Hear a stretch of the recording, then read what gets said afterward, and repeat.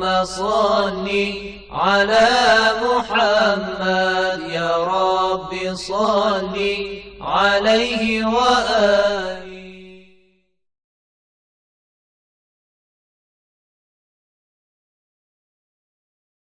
A'udzu billahi minasyaitonir rajim. Bismillahirrahmanirrahim. Alhamdulillahirabbil alamin wassalatu wassalamu ala rasulil azam Muhammadin sallallahu alaihi wa alihi wasallam wa ala ahli baitihi thayyibin tahirin. Aqulu lakum assalamualaikum warahmatullahi wabarakatuh. Para pemirsa, marilah kita bersyukur kepada Allah, Tuhan yang telah memberikan banyak kesempatan dan inayah kepada kita. Pada pertemuan sebelumnya kita telah menyebutkan satu tolak ukur untuk menilai buruk atau baiknya sesuatu, yaitu maslahat. Kalau seandainya ada maslahat umum dihadapkan dengan maslahat pribadi, maka maslahat umumnya harus dikedepankan. Coba kita terapkan tolak ukur ini kepada perbuatan Allah Subhanahu wa taala. Ketika Allah Subhanahu wa taala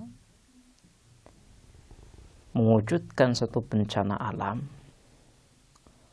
boleh jadi Allah Subhanahu wa taala ingin menjaga keutuhan bumi ini.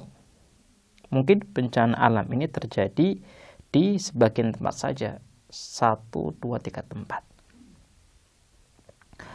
Kejadian bencana alam ini akan bisa menjaga keutuhan bumi secara seluruhnya. Artinya dengan mengorbankan 3 tempat, ribuan tempat akan terjaga. Makanya kalau seandainya kita ingin menilai perbuatan Allah Subhanahu wa taala, kita harus memiliki banyak kemungkinan. Mungkin saja Allah Subhanahu wa taala ingin menjaga kita. Mungkin saja Allah Subhanahu wa taala ingin menjaga bumi ini. Dan kita jadikan tolak ukur bahwa maslahat umum harus dikedepankan. Jadi ingat, salah satu alasan kenapa Allah Subhanahu wa taala menurunkan bala kepada satu kaum, boleh jadi karena Allah Subhanahu wa taala ingin menjaga maslahat umum, maslahat orang yang lebih banyak. Ini adalah yang pertama. Kedua, satu penilaian atau penghukuman yang kita berikan terkadang salah karena minimnya ilmu kita. Seperti anak kecil. Anak kecil itu kalau dilarang makan coklat, dia akan mengatakan ibu saya, ayah saya tidak suka, tidak sayang kepada saya. Padahal alasan orang tuanya adalah supaya si anak ini tetap sehat giginya. Contoh lagi, orang tua itu melarang anaknya untuk permainan pisau. Kenapa? Karena orang tua mengerti bahwa pisau ini berbahaya. Tapi coba kita melihat pandangan si anak. Si anak akan mengatakan bahwa orang tuanya tidak suka, tidak sayang kepadanya. Kenapa? Karena dia telah melarang dirinya untuk bermain pisau. Saya akan bertanya kepada pemirsa, pandangan anak ini yang salah atau perbuatan orang tua yang salah? Jawabannya satu. Pandangan si anak ini yang salah, bukan perbuatan orang tua yang salah. Kenapa? Karena si anak ini menilai perbuatan orang tua dengan minimnya ilmu. Dia tidak mengetahui maslahat dan alasan yang logis yang menjadi dasar perbuatan orang tuanya. Dan hal ini pun bisa terjadi dalam diri kita. Ketika kita berdoa kepada Allah Subhanahu wa taala, wahai Tuhanku, berikanlah harta kepadaku. Wahai Tuhanku, berikanlah kekayaan kepadaku. Di saat Allah Subhanahu wa taala tidak memberikan harta dan kekayaan kepada kita, kita menilai Allah Subhanahu wa taala bakhil. Di saat kita menilai Allah itu bakhil, maka kita adalah anak kecil. Kenapa? Karena boleh jadi Allah Subhanahu wa taala tidak mengabulkan doa kita karena maslahat, bukan karena Allah itu bakhil. Karena ketika Allah Subhanahu wa taala memberikan kekayaan duniawi kepada kita, kita akan lalai darinya.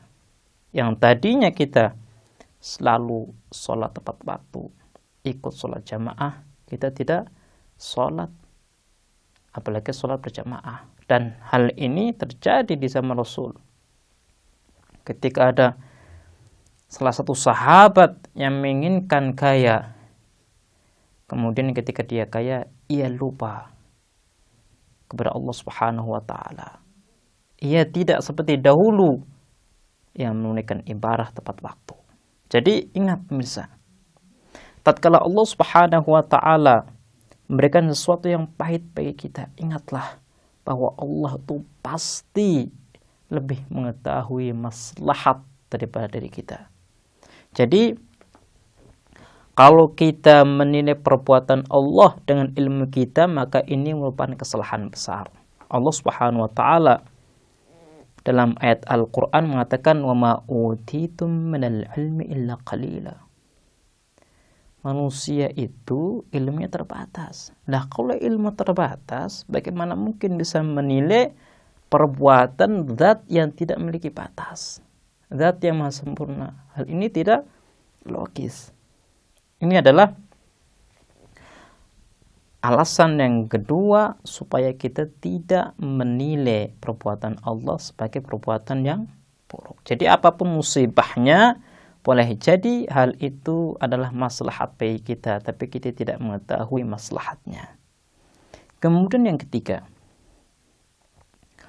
ketika ada musibah menghampiri kehidupan kita, ada kemungkinan musibah ini merupakan peringatan atas apa yang kita lakukan. Contoh, kita itu melakukan perbuatan maksiat, kita lupa kepada Allah, kita tidak melakukan perbuatan-perbuatan yang ma'ruf. Ketika kita sudah lupa akan moral, akan agama, maka Allah Subhanahu wa taala menurunkan musibah kepada kita supaya kita ingat. Karena biasanya orang kalau kena musibah, ia akan ingat kepada Allah Subhanahu wa taala. Makanya kalau kita melihat kepada masyarakat kita, orang-orang yang dahulunya mendapatkan kehidupan yang baik, yang serba ada, dan mereka itu lupa kepada Allah Subhanahu wa taala, mereka tidak memberikan perhatian kepada ritual-ritual agama, seketika itu Allah Subhanahu wa taala mengambil hartanya, mengambil kekayaannya. Kemudian mereka ingat tentang apa yang mereka lakukan, maksiat yang mereka lakukan, dan mereka kembali kepada Allah Subhanahu wa taala. Jadi ingat para pemirsa, boleh jadi ketika Allah Subhanahu wa taala memberikan musibah kepada kita, hal ini merupakan peringatan. Jangan sampai kita lupa dari Allah Subhanahu wa taala. Makanya Allah dalam Al-Qur'an berfirman, fa'asa an takrahu syai'an wa yaj'alallahu fihi khairan katsira. Mungkin saja kita tidak suka kepada sesuatu, kepada pemberian Allah Subhanahu wa taala, padahal di pemberian Allah ini terdapatkan kebaikan yang banyak. Kita tidak mengetahui. Makanya kita tidak boleh menghukumi Allah Subhanahu wa taala dengan apa yang kita ketahui. Kemudian filosofis musibah yang keempat. Ketika Allah Subhanahu wa taala memberikan musibah kepada kita, boleh jadi musibah ini merupakan azab dari Allah, balasan dari Allah Subhanahu wa taala atas dosa yang kita lakukan. Di mana hal ini disinggung oleh Allah dalam Al-Qur'an. A'udzu billahi minasyaitonir rajim. Bismillahirrahmanirrahim. Dhaharal fasadu fi barri wal bahri biman kasabat aydin nas. Dalam ayat ini Allah dengan jelas mengatakan dhaharal fasadu fil barri wal bahri. Terjadi kerusakan di darat dan di laut.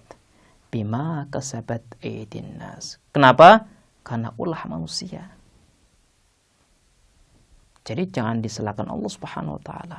Manusia sendiri yang menginginkan bencana.